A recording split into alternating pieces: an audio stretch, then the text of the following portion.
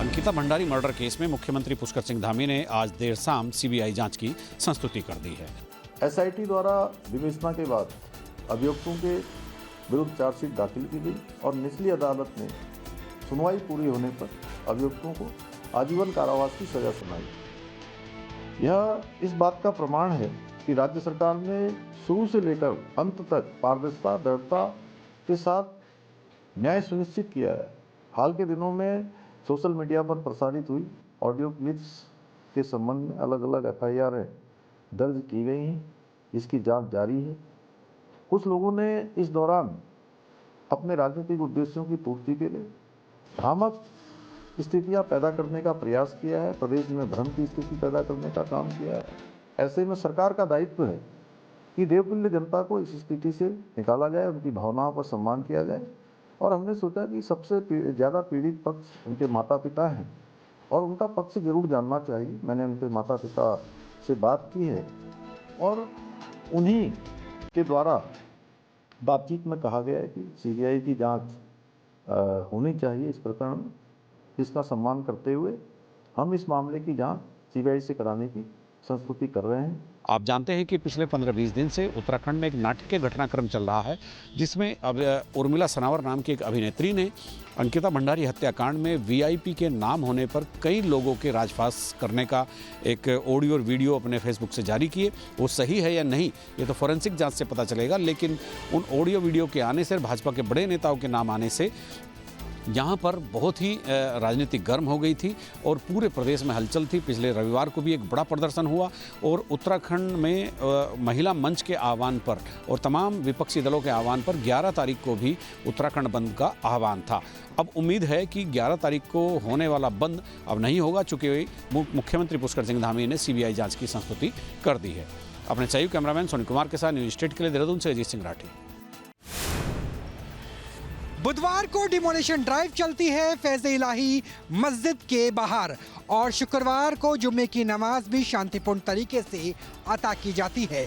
बुधवार को जहां हिंसक भीड़ नजर आती है, वहां शुक्रवार को पैरामिलिट्री फोर्सेस के रूप में आरएएफ, सीआरपीएफ, दिल्ली पुलिस और बीएसएफ की तैनाती रही।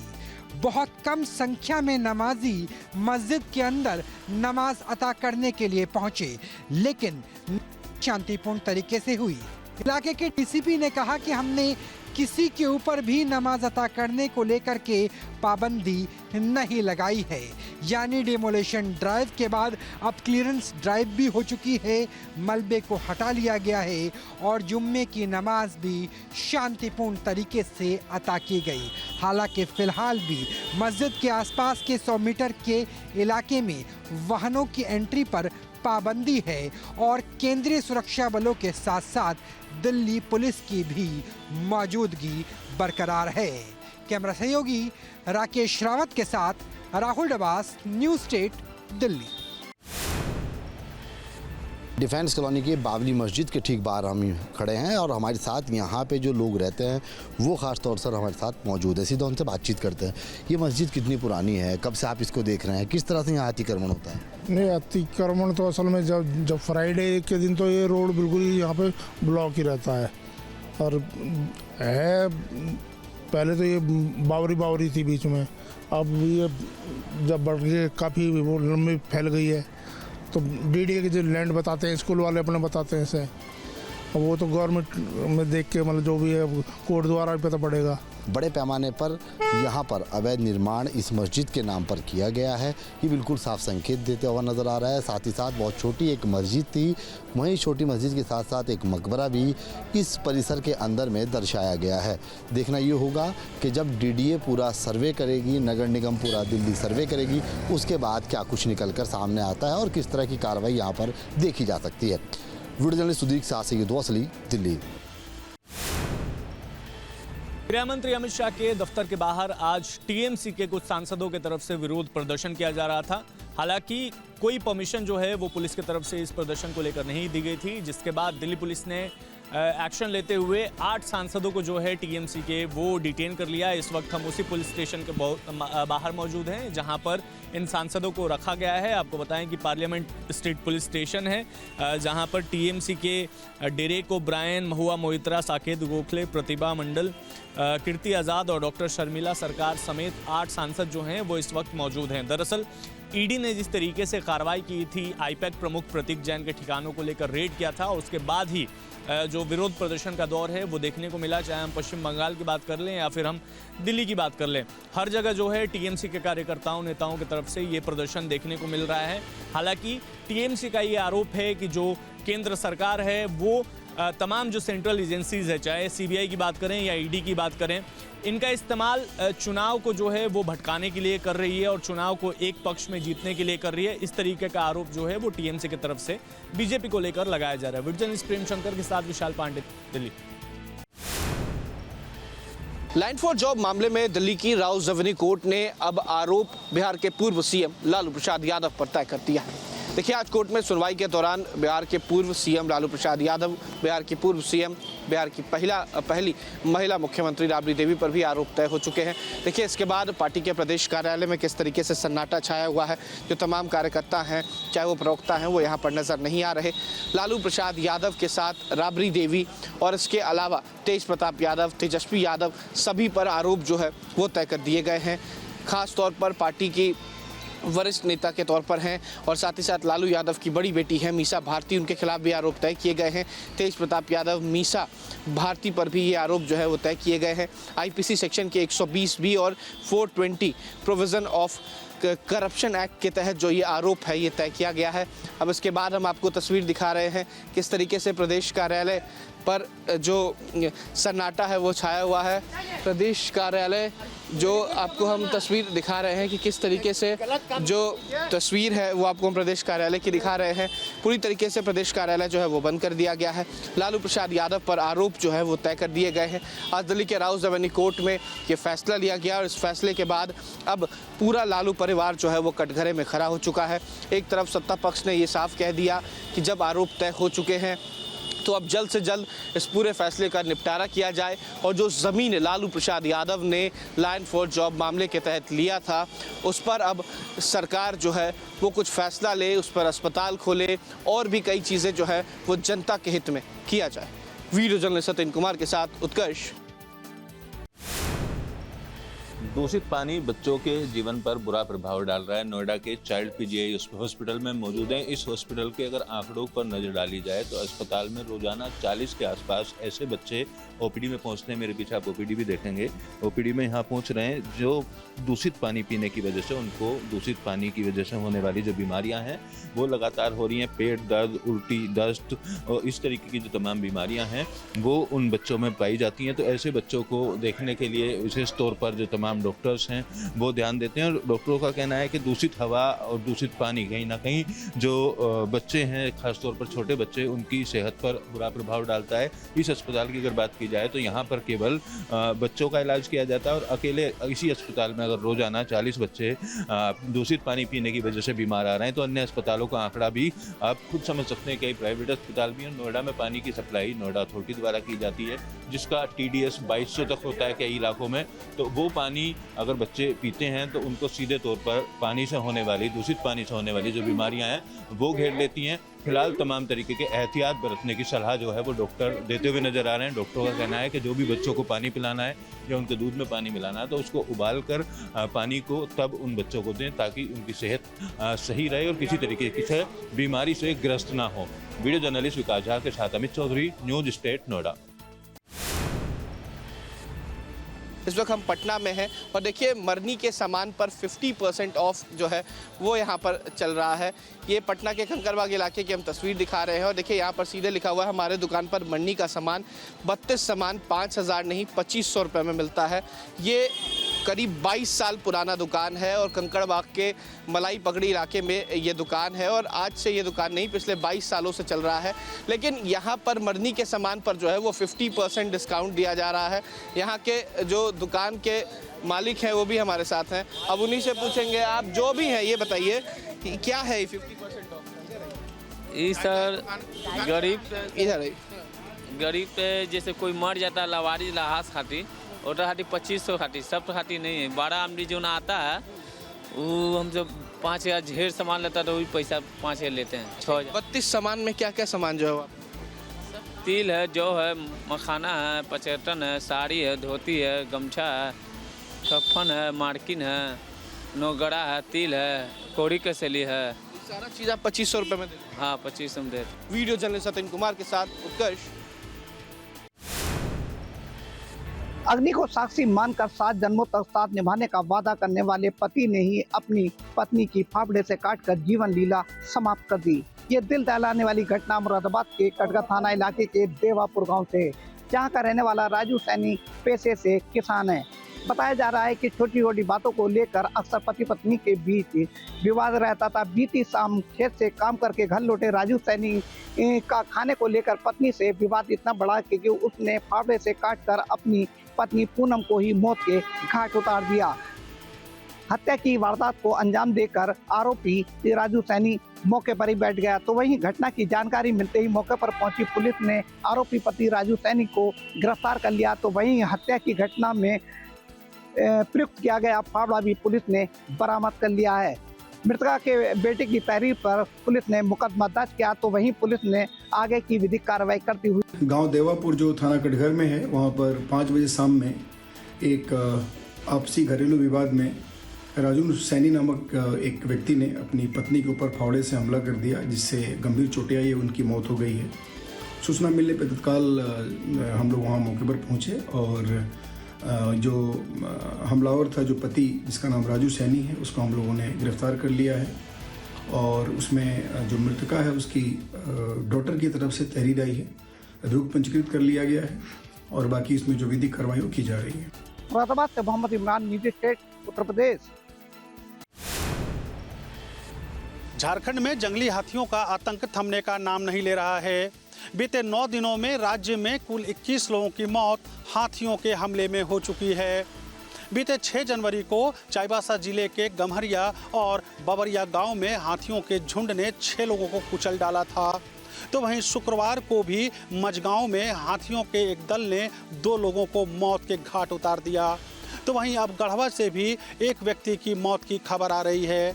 पूरे मामले में वन विभाग लोगों से सतर्कता बरतने की अपील तो कर रहा है, लेकिन हाथी को काबू कर पाने में सफल नहीं नजर आ रहा है। इस पूरे मामले में वन विभाग अब पड़ोसी राज्य उड़ीसा और गुजरात के वनतारा से हाथियों को काबू में करने के लिए एक्सपर्ट बुलाने की बात कर रहा है। लेकिन इस बीच हाथियों का हमला लगातार जारी है और लोगों के मौत का सिलसिला भी। को ये सुनिश्चित करना चाहिए कि आज इस इलाका में जो लोग भटक रहे हैं, जंगली जानवर गांव तक नहीं आए, इनके लिए उपाय करना चाहिए, जिसमें जिस प्रकार से अनियंत्रित जो लोग हैं जंगली जानवर, उसको भगाने के लिए दल गठित करें। केवल नाम मात्र का दल गठित कर दिया गया यहाँ पर, लेकिन उसको काम पर नहीं लगाया गया है। उसको जो उपाय पटाखा देना चाहिए, टॉर्च देना चाहिए और जो ब्रांड ग्राम समिति का नियमित उसको मीटिंग बैठक करना चाहिए। उन लोगों को सुरक्षा का एक ट्रेनिंग देना चाहिए, उन लोग को नहीं दे रहा है। वीडियो जर्नलिस्ट विकी के साथ उत्तम अनवश, रांची। प्रधानमंत्री नरेंद्र मोदी गुजरात के 3 दिन के दौरे पर है। उसमें से 2 दिन है 11 और 12 तारीख को वो अहमदाबाद आने वाले हैं, जिसको लेकर तैयारियां शुरू हो चुकी है। जो पूरा जो अहमदाबाद है वो सजाया जा रहा है, जो बैनर है वो लगाए जा रहे हैं, पेंटिंग की जा रही है। साथ में जो अलग अलग जो थीम है उसको ध्यान में रखते पेंटिंग जो रखी गई है। आप देख सकते हो कि जो अहमदाबाद में कॉमनवेल्थ जो रेडी से उसके जो पोस्टर लगे हैं, साथ में अलग अलग जो जर्मन के जो फेडरल रिपब्लिक के चांसलर है जो फेडरिक मैस, उसका भी जो बैनर है वो अहमदाबाद में लगाया गया है। जो 11 तारीख को शाम को वो यहाँ अहमदाबाद आएंगे, वहाँ से गांधी जो आश्रम है वहाँ की मुलाकात लेंगे। उसके बाद जो दूसरे दिन सुबह इंटरनेशनल जो काइट फेस्टिवल अहमदाबाद में होने वाला है उसमें ओपनिंग करके यहाँ से इसी रूट से जो रिवर फ्रंट से जो सीधा जो रूट जाता है, जो मेट्रो स्टेशन की तरफ जाता है, जो ओल्ड सिटी हाई कोर्ट है, वहाँ से वो बैठकर जो गांधी जो नगर के जो इलाका है वहाँ पे महात्मा मंदिर पे पहुँचने वाले हैं। आप देख सकते हैं कि जो बैनर है वो पूरे इलाके में लगाया गया है। पूरा जो अहमदाबाद है फिलहाल सजाया जा रहा है, क्योंकि नए साल के बाद पहली बार है जो प्रधानमंत्री नरेंद्र मोदी अहमदाबाद आ रहे हैं और उनका स्वागत करने के लिए जो फेडरल के जो चांसलर है वो भी वहाँ पहुँचने वाले हैं। सुरक्षा दृष्टि को देखते हुए छपरा के सराफा बाजारों में भी अब घूंघट या हेलमेट या अन्य तरह की जो पाबंदियां हैं, जो चीज़ें हैं जिससे चेहरा ढकती है, उस पर अब बैन लगा दिया गया है। और आप तस्वीरों में देख सकते हैं किस तरह से जो ये सराफा बाजार स्थित स्वर्ण दुकान है, इसमें बोर्ड लगाया गया है बाहर, गेट के बाहर और अंदर भी इन चीज़ों को दिखाया जा रहा है ताकि जिस तरह से चेहरा नहीं दिखे उन सभी चीज़ों पर बैन लगाया गया है। और जो AIJGF जो इनकी संस्था है उनके द्वारा यह जो है रोक लगाई गई है ताकि किसी भी तरह की जो सराफा बाजार में जो होने वाली जो घटनाएं हैं या ऐसी होती है तो उस पर पहचान की जा सके। हमारे साथ जिलाध्यक्ष हैं यहाँ के छपरा के, किस तरह की यह बैन लगाई गई और क्या कारण रहा है इसके बैन? जी नमस्कार। सबसे पहले तो ये देखिए, ये एक सुरक्षा के दृष्टिकोण से लगाया गया है और जो संस्था है AIJJF all India gold spirit federation जो है इनकी तरफ से लगाया गया और पूरे देश में लागू किया गया है इसको। और बिहार में इसको कड़े रूप से हम लोग ले रहे हैं ताकि जो सुरक्षा के दृष्टिकोण से जो हम लोग को असहज महसूस करते थे जब कोई हेमलेट पहन के कोई आ जाता था दुकान में या फिर गमछा बांध के आ जाता था, या ठंडे के सीजन में आप देखते थे मफलर लोग लगा के आ जाते थे, या फिर आप बुर्का में देख लें, या फिर आप देखेंगे तो घूंघट में कोई आ जाता था। इन सारी चीज़ों को रोकने के लिए ताकि हम सुरक्षा महसूस कर सकें। और जहाँ तक जिला प्रशासन भी बोलता है कि आप अपने दुकान में CCTV लगा के रखिए ताकि कोई घटना घटे तो हम लोग उसे पहचान कर सके कि कौन आया था, कौन किया और कौन घटना को अंजाम दिया। इसी के मद्देनजर देखते हुए हम लोगों ने इसको लागू किया है और छपरा शहर में भी इसको लागू किया गया, सारण डिस्ट्रिक्ट में। तो सुरक्षा मानकों को लेकर के इसको लागू किया गया है ताकि कहीं भी जब लोग दुकानों में प्रवेश करें तो उनके चेहरे पे किसी भी तरह की कोई मास्क ना हो, कोई हिजाब ना हो, मुरेठा ना हो और हेलमेट ना पहने हो। पूरी तरह से जो पारदर्शिता है चेहरे की वो नजर आए ताकि किसी भी तरह की जब जरूरत पड़ने पे CCTV कैमरे से उसकी पहचान तत्काल कर ली जाए। और इसको लेकर के जो यहाँ की जो संस्था है उसके द्वारा यह नियम लागू की गई है। और अब पूरे छपरा की में सराफा बाजारों में यह देखने को मिल रहा है जहाँ पे दुकानों के बाहर जो चेहरे ढकने वाली जो सारी सिस्टम है उन पे बैन लगाया गया है। अब देखना यह होगा कि जिस तरह से इस पे बैन लगाया गया है तो उसको लेकर के लोग क्या सोचते हैं और इसका कितना जो बेहतर असर है वो देखने को मिलता है। छपरा से विपिन कुमार मिश्रा। अगर आप स्लीपर बसों में सफ़र करते हैं तो ये खबर आपको राहत देने वाली है। दरअसल केंद्रीय मंत्री नितिन गडकरी द्वारा बसों में होने वाले हादसों का ध्यान रखते हुए, खास तौर पर आग लगने जैसी घटनाओं का ध्यान रखते हुए अब ये आदेश दिया है कि जितनी भी स्लीपर बसें हैं उन्हें नामी वाहन कंपनियां ही बनाएंगी या फिर सरकार द्वारा स्वीकृत जो सेंटर होंगे वहां पर उन बसों का निर्माण किया जाएगा। क्योंकि पिछले दिनों स्लीपर बसों में कई हादसे हुए हैं, उसको लेकर अब सरकार ने स्लीपर बसों की सुरक्षा की जिम्मेदारी अपने हाथों में ले ली है। न केवल नई बसें बल्कि सड़कों पर दौड़ रही जो पुरानी बसें हैं उन बसों में भी तमाम तरीके के उपकरण लगाने होंगे। जैसे ड्राइवर को अगर आलस आता है तो उसके आलस को बताने वाली डिवाइस को लगाना होगा। आग लगने के जो कारण होते हैं या शुरुआती आग कहाँ से लगी उसको डिटेक्ट करने के लिए एक मशीन लगानी होगी। और साथ ही आपातकालीन स्थिति में आपात दरवाज़ा खुले और बस के शीशे तोड़ने के लिए हथौड़ी भी बसों के अंदर रखनी होगी ताकि यात्रियों की जो जान माल की सुरक्षा है वो हो सके और बसों में होने वाले हादसों पर लगाम लगाई जा सके। इसको लेकर केंद्र सरकार अब आगे आई है और केंद्र सरकार के नए नियमों के मुताबिक ही अब देश में स्लीपर बसें दौड़ती हुई नजर आएंगी। वीडियो जर्नलिस्ट विकास झा के साथ अमित चौधरी, न्यूज स्टेट, नोएडा। लखनऊ के चारबाग बस अड्डे को अब PPP मॉडल पर विकसित किया जाएगा और यहाँ पर एक बड़ा कॉम्प्लेक्स बनाया जाएगा जिसमें बसों का परिचालन तो होगा ही, इसके साथ ही यात्रियों के लिए तमाम तरह की सुविधाएं होंगी।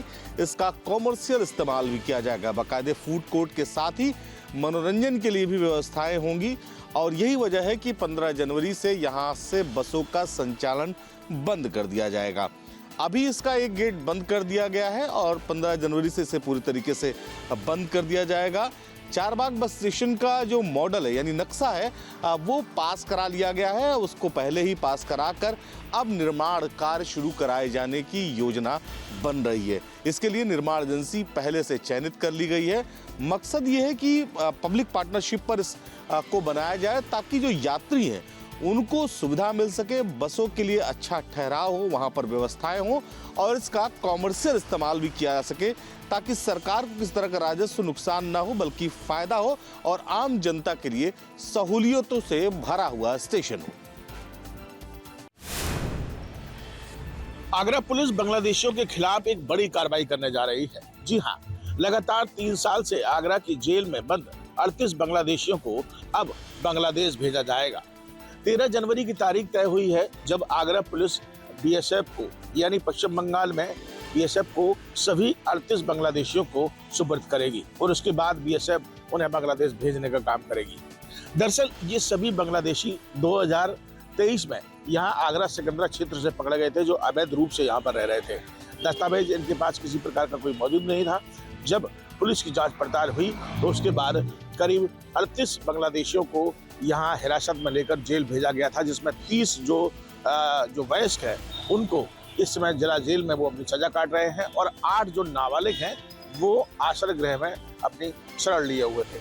लगातार अब इन 38 बांग्लादेशियों को एक साथ बीएसएफ के सुपुर्द किया जाएगा और 13 जनवरी को इन्हें बांग्लादेश भेजा जाएगा। तो कुल मिलाकर एक बड़ी कार्रवाई जो है वो अब आगरा पुलिस बांग्लादेशियों के खिलाफ करने जा रही है, क्योंकि हाल ही में देखा गया था कि सीएम योगी आदित्यनाथ लगातार उनके निर्देश थे कि जनपदों में, उत्तर प्रदेश के तमाम जनपदों में जहाँ जहाँ बांग्लादेशी जो है वो बिना कागजात के यहाँ रह रहे हैं उन पर कड़ी कार्रवाई की जाए। और यही वजह है कि लगातार सघन चेकिंग अभियान भी यहाँ देखने को मिला था, लगातार छापामार कार्रवाई भी देखने को मिली थी, उनके दस्तावेज जाँच किए जा रहे थे। तो कुल मिलाकर अब देखा गया कि जो 38 बांग्लादेशी आगरा की जिला जेल में यहाँ पर थे उनको भी अब जल्द बीएसएफ जो है वो पश्चिम बंगाल भेजने का काम करेगी। वीडियो जर्नलिस्ट विकास के साथ आगरा से विनीत दुबे, न्यूज़ उत्तर प्रदेश। ब्रह्मोस भारतीय सेना की ऐसी ताकत जिस ताकत के कारण दुश्मन थर्राता है और ब्रह्मोस की ताकत है जिसने ऑपरेशन सिंदूर के दौरान भी न सिर्फ कहर बरपाया बल्कि एक तरह से हम देखें तो दुश्मन थर्राता हुआ नजर आया।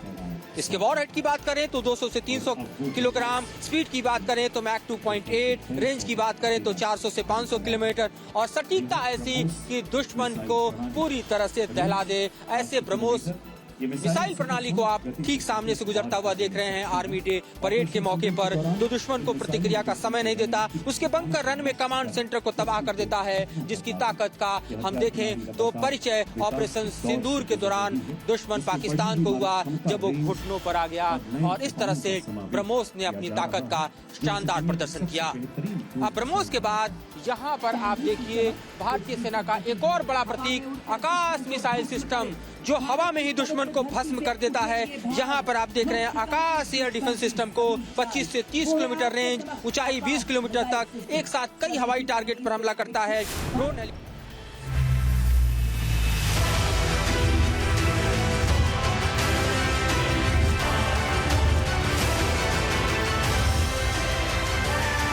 आपके मोबाइल पर तुरंत आएगी ब्रेकिंग न्यूज।